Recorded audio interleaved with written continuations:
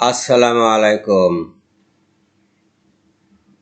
কোরআন রাসূলদের সুন্নত সত্যায়ন করে, কিন্তু কাদিয়ানী ফিরকার জালিমরা এবং অন্যান্য জালিমরা বলে থাকে যে রাসূলের সুন্নত বলে কোরআনে কিছু নাই, ওটা মোল্লাদের সৃষ্টি। সুন্নত নাকি মোল্লাদের সৃষ্টি। কিন্তু আপনারা দেখুন, সূরা বনী ইসরাইলের ৭৭ নম্বর আয়াতে স্পষ্টত বলা হয়েছে রাসূলদের সুন্নত আছে, ছিল এবং এটা অপরিবর্তিত। একই ধারাবাহিকতায় একই নিয়মে চলে এসেছে। এই যে দেখুন, সুন্নাতা মান কাদ আরসালনা কাবলাকা মির রুসুলিনা, আমার রাসূলদের মধ্যে তোমার পূর্বে যাদেরকে রসুল হিসেবে পাঠিয়েছিলাম তাদের ক্ষেত্রেও এই সুন্নত চালু ছিল। ওয়ালা ইয়াজিদু লি সুন্নাতিনা তাহওয়িলা, তুমি আমার নিয়মের কোনো পরিবর্তন পাবে না। এখানে সুন্নতকে নিয়ম করেছে। অনুবাদ, শব্দটা সুন্নত রাখাই ভালো ছিল।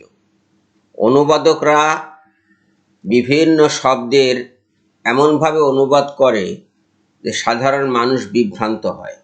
যেমন এই সুন্নত শব্দটি, ওই জালিমরা ভালো করে কোরআন না পড়ার কারণে সুন্নাত শব্দটি তাদের চোখে পড়েনি, এবং রাসূলের যে সুন্নাত থাকতে পারে এটাই তাদের ধারণায় আসেনি। তারা ওই নিয়ম পড়েছে। প্রায় সব অনুবাদই নিয়ম লেখা আছে, সুন্নাত শব্দটি নাই। সুন্নাতকে সুন্নাতে রাখা উচিত ছিল, তাহলে এই বিভ্রান্তিটা আসতো না।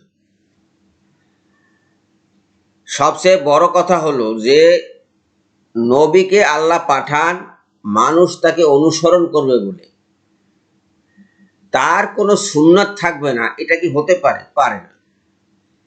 আল্লাহ পাক বারবার তার কিতাবে নির্দেশ দিচ্ছেন যে রসুলকে মান্য করো এবং রসুলকে অনুসরণ করো। আর এই জালিমরা বলছে রাসূলকে অনুসরণের কোনো দরকার নাই, শুধু কিতাবটাকে ধরে থাকো। তা কিতাবটা ধরে থাকবে কিভাবে?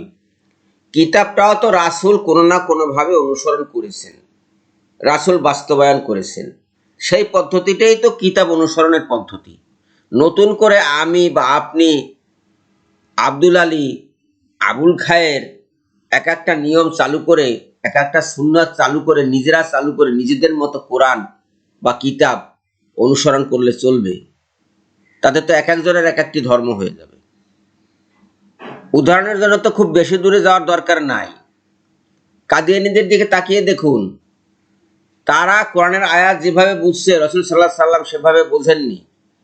রাসূলের পথ ফেলে দিয়ে, ছেড়ে দিয়ে তারা নতুন এক পথ আবিষ্কার করে নিয়েছে, এবং সেখানে বলছে, যেমন সূরা আহজাবের 40 নম্বর আয়াতের কথা, তারা বলছে খাতামুন নাবিয়িন মানে নবীদের আংটি। আর রাসূল সাল্লাল্লাহু আলাইহি সাল্লাম বলেছেন খাতামুন নাবিয়িন মানে শেষ নবী। এখন আমরা রাসূলের কথা মানবো নাকি ওদের কথা মানবো? ওদের কথা মানার একটা জঘন্য হাস্যকর দিক আছে। সেদিকটা হলো নবীদের আংটি, নবীদের সবার হাতে আংটি পরাই দিচ্ছে তারা। আংটি দিয়ে নবীরা করবে কি? কি কাজে লাগবে আংটি? ভালো কথা, আংটি ধরেন সব নবীরা আছে বা ছিল। মুহাম্মদ সাল্লাল্লাহু আলাইহি সাল্লাম কার আংটি? সবার আংটি। তো মুহাম্মদ সাল্লাল্লাহু আলাইহি সাল্লাম নিজেরও তো একটা আংটি থাকা দরকার। তো মুহাম্মদ সাল্লাল্লাহু আলাইহি সাল্লামের যে আংটি, সেটার আংটি কি নিজে মুহাম্মদ? মুহাম্মদ নিজেই কি নিজের আংটি? কিভাবে এটা সহ্য করা সম্ভব? এই দুষ্টামি, এই নষ্টামি, এই ভ্রষ্টামি কিভাবে সহ্য করা সম্ভব বলেন? এদেরকে কি করা দরকার আমি জানি না, আপনারাই জানেন ভালো। তবে সুন্নত শব্দটি যে এখানে আছে, কোরআনে যে সুন্নত শব্দটি আছে সেটা আমি দেখিয়ে দিলাম। এই যে দেখুন, সুন্নত, সুন্নতে রাসূলুল্লাহি, রাসূলের সুন্নত। এই যে তার আল্লাহর যত রাসূল আসছে সবার সুন্নত ছিল, এবং একই সুন্নত ধারাবাহিকতায় চলে এসেছে। হযরত আদম আলাইহিস সালাম থেকে শুরু করে মুহাম্মদ সাল্লাল্লাহু আলাইহি ওয়াসাল্লাম পর্যন্ত একই সুন্নাত চালু ছিল। এই রাসূলদের সুন্নাত আমাদেরকে অনুসরণ করতে হবে। কোরআন এই কথা বলছে।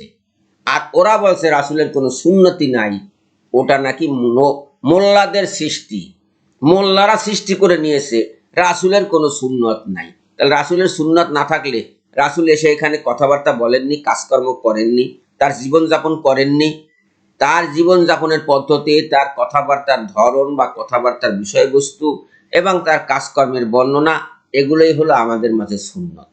এই সুন্নতটা আমরা অনুসরণ করব। যারা অনুসরণ করবে না তারা জাহান্নামী। আবারও সালাম জানাচ্ছি এবং ধন্যবাদ জানাচ্ছি। আল্লাহ হাফিজ।